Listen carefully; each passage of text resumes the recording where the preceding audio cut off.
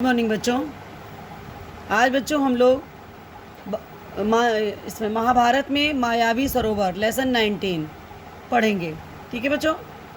इसमें देखिए, सबसे पहले आप ये जान लीजिए कि मायावी सरोवर का मीन्स क्या, मतलब क्या है। तो मायावी सरोवर बच्चों एक ऐसा ये जलाशय है जहाँ पर कि माया अर्थात एक ऐसा जादू कह सकते हैं आप कि था, जिसमें कि जब पांडव पानी पीने के लिए गए तो वहाँ से आवाज़ें आ रही थीं और उन्होंने उस बात पर ध्यान नहीं दिया। उसने उन बातों को ध्यान ना दे करके, मतलब कि उन्होंने सोचा कि ऐसे ही आवाज़ें होंगी, जलाशय के आसपास से कहीं से आ रही होंगी, क्योंकि वो बहुत प्यासे थे। इसलिए उन्होंने इस बात पे ध्यान ही नहीं दिया कि ऐसे आवाज़ें कहाँ से आ रही है, कौन उन्हें पुकार रहा है और कौन ये कह रहा है कि पहले हमारी बात सुनो। ठीक है बच्चों। तो इस तरह से चीज़ें हो रही थी और वहाँ पे सबसे पहले नकुल पहुँचा था। नकुल ने उस जलाशय से चुल्लू में पानी लेकर के पिया और पीते ही वो बेहोश होकर के बाहर गिर पड़ा। उसके पश्चात क्रमशः उसके तीनों भाई इसी तरह से पानी पीने के लिए जलाशय पर पहुँचे और उनकी भी वही स्थिति हुई और वो लोग भी पानी पीते ही बेहोश हो गए।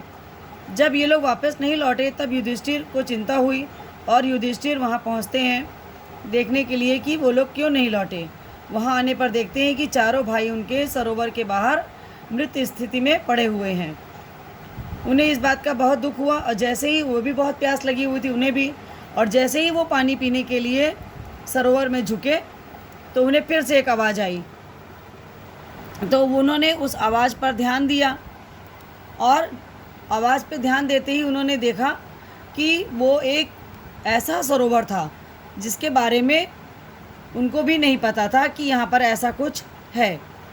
और युधिष्ठिर जो थे बच्चों, जब पानी को पीने के लिए वहाँ पहुँचते हैं तो देखा कि ये कोई यक्ष है जो इसकी निगरानी करता है ना। तो फिर भी लेकिन मन में सोचते हैं कि लाओ ज़रा मैं पानी पी लेता हूँ फिर देखता हूँ, यह सोचकर, लेकिन फिर उनके मन में बात आती है कि नहीं।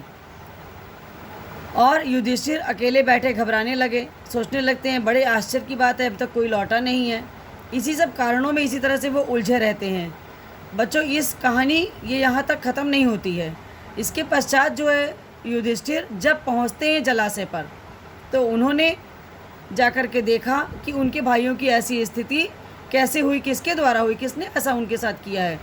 तो उन्होंने यक्ष को, जो बच्चों यक्ष जो जलाशय की निगरानी कर रहा था उससे बात करते हैं। जब उनको भी वो उसी तरह से बोलता है तो उन्होंने ध्यान दिया, विवेकपूर्ण बातें की, जितने भी उन्होंने प्रश्न किए सारे प्रश्नों के उन्होंने ठीक ठीक उत्तर दिए, जिससे कि यक्ष उस बात को स्वीकार कर लेता है कि हाँ, ऐसा करने में जो है ही इनकी भलाई है।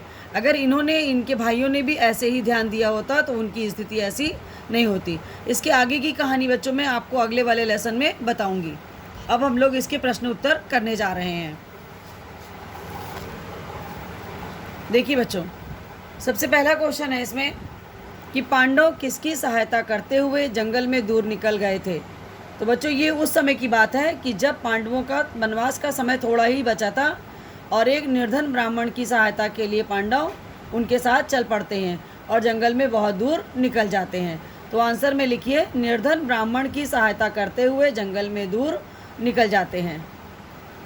नेक्स्ट क्वेश्चन है बच्चों, युधिष्ठिर ने सर्वप्रथम पानी लेने के लिए किसे भेजा। तो युधिष्ठिर ने सर्वप्रथम पानी लेने के लिए नकुल को भेजा। क्वेश्चन नंबर 3 है बच्चों, नकुल के बाद क्रमशः, क्रमशः का मतलब यहाँ पर होता है बच्चों कि एक के बाद एक, क्रमशः।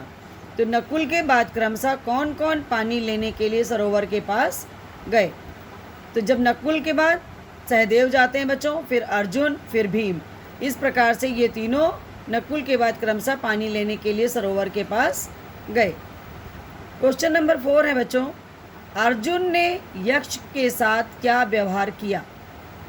तो बच्चों यहाँ पर जब अर्जुन ये पहुँचते हैं सरोवर पर तो जब उनको आवाज़ सुनाई दे रही थी तो जिस दिशा से वो आवाज़ आ रही थी उसी दिशा की ओर अर्जुन ने तीर चलाना शुरू किया। क्वेश्चन नंबर 5 है, जलाशय के समीप पहुंचकर भीम ने क्या देखा। देखा कि उसके तीनों भाई वहां पर बेहोश पड़े हुए हैं। क्वेश्चन नंबर 6 है बच्चों, जब युधिष्ठिर सरोवर के पास गए तो उन्होंने वहाँ क्या देखा। बच्चों, जब युधिष्ठिर जो है सरोवर के पास गए तो उन्होंने वहाँ देखा कि उनके चारों भाई मृत से पड़े हुए थे। तो ये तो थे बच्चों हमारे क्वेश्चन के आंसर। इन सभी को आप अपनी कॉपी पर कर लीजिएगा। इसके पश्चात हमारे सिलेबस का एक लेसन और बचा है, यक्ष प्रश्न। नेक्स्ट वीडियो में हम आपको यक्ष प्रश्न के बारे में बताएंगे। धन्यवाद बच्चों।